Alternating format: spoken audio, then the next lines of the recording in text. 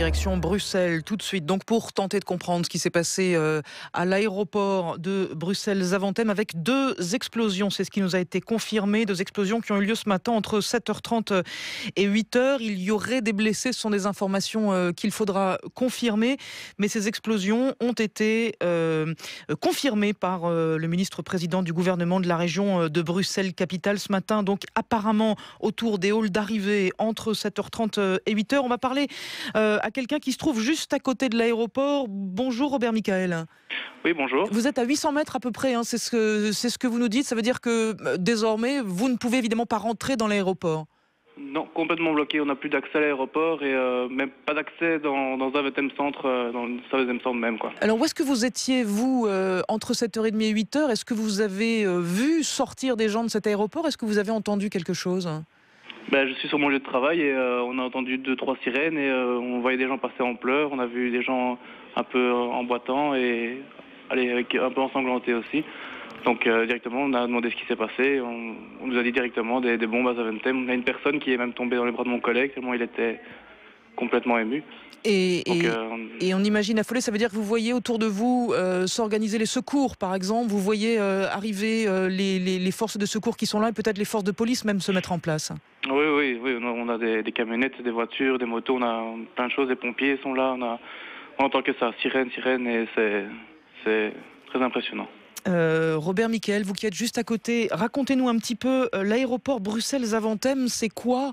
Quelle grosseur? Est-ce qu'on peut dire que c'est le plus important de Bruxelles? C'est le plus important de Bruxelles, oui, mais dans la grosseur, je ne saurais pas vous dire, je ne travaille pas dedans à l'aéroport même, mais c'est oui le plus grand de Bruxelles, tout à fait. Est-ce que vous qui êtes là à côté et qui êtes bruxellois, est-ce que l'éventualité, l'hypothèse d'un attentat avec tout ce qui s'est passé ces derniers jours, est-ce que c'est quelque chose que vous craigniez, que vous aviez en tête? Personnellement non, mais après tout ce qui s'est passé, c'est encore plus choquant. Je pensais que ça allait être terminé, mais en fait non, c'est apparemment que le début, ça fait froid dans le dos. Ouais. Est-ce que vous aviez les mesures de sécurité notamment qui existent à Bruxelles, puisque vous êtes vous aussi, alors ça s'appelle pas le Vigipirate comme chez nous en France, mais c'est l'équivalent. Toutes ces mesures avaient été ces derniers temps renforcées, restées équivalentes? On a baissé de niveau, on est passé du 4 au 3, mais on est toujours resté au 3 au cas où. Et vu le déploiement qui vient de se passer maintenant, un grand respect à la police belge, en tout cas pour leur travail aujourd'hui. Est-ce que, ce serait la dernière question, Monsieur Michael, est-ce que vous savez, peut-être que vous utilisez cet aéroport régulièrement, si notamment les procédures de filtrage avaient été modifiées, les mesures de sécurité aussi à l'intérieur de cet aéroport, en prévision d'événements de ce genre? Les mesures de sécurité étaient toujours en place, tout à fait, toujours des policiers à l'extérieur et à l'intérieur. Les militaires étaient là aussi, c'est resté toujours en alerte, mais apparemment les filtrages, je ne saurais pas dire si ont été bien faits ou pas, mais